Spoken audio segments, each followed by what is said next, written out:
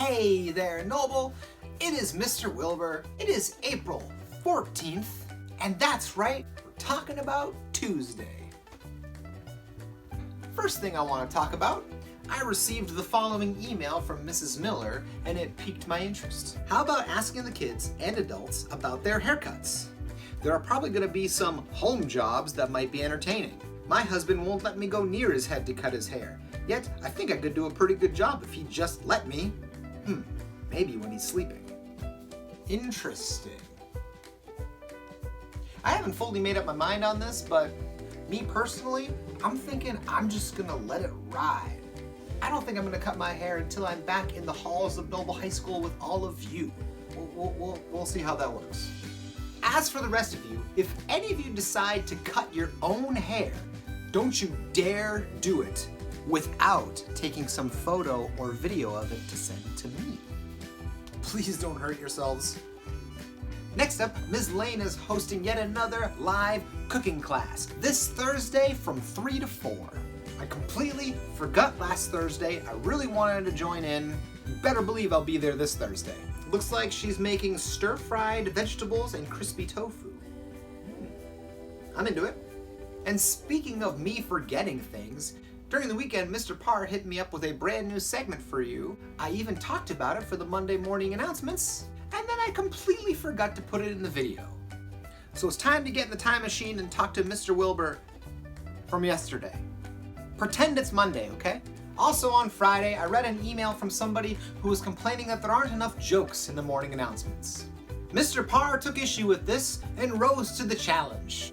And he has created Monday Pun Day. Hey, what's the difference between a hippo and a zippo?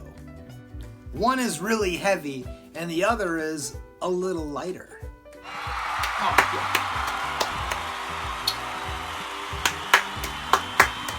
yeah. Oof, well done, Mr. Parr, well done. And now we're back, it's Tuesday again, we're in the present. I think that's gonna become a regular thing on Monday, not on Monday but Tuesday. Tuesday but referring back to Monday. Actual Monday. And we'll move on to our Word of the Day, also brought to you by Mr. Parr. This week's words of the day are all mythological creatures. And your mythological creature for this Tuesday is Banshee. A banshee is a female spirit from Irish mythology whose wailing warns of an impending death in the household. Today, anybody who is screaming in and out of control is likely to be referred to as a banshee.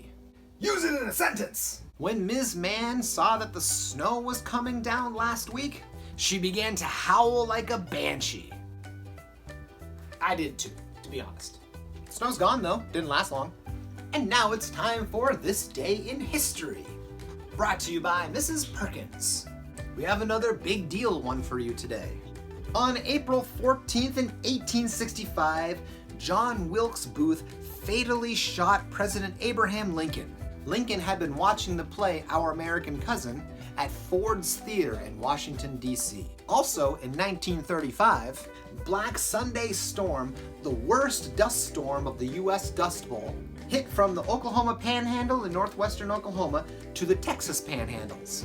That dust storm from this day went on to be immortalized in the Woody Guthrie song Dusty Old Dust, aka So Long, Been Good to Know Ya.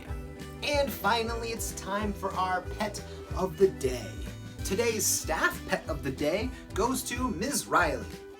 She says Smurf is the black and white cat, who I think looks like a juggalo, and Bean is the calico cat. Both have been enjoying all the stuff meant for the baby. Also, Ms. Riley's baby's due in like a week. It's very, very exciting. We're all thinking about you. And our student pet of the day goes to Matt Gorman. These are his cats, Luna and Duncan, looking super snuggly. And that's it for the announcements today. Remember, this week there are no remote classes on Friday, which means you will have no morning announcements on Friday.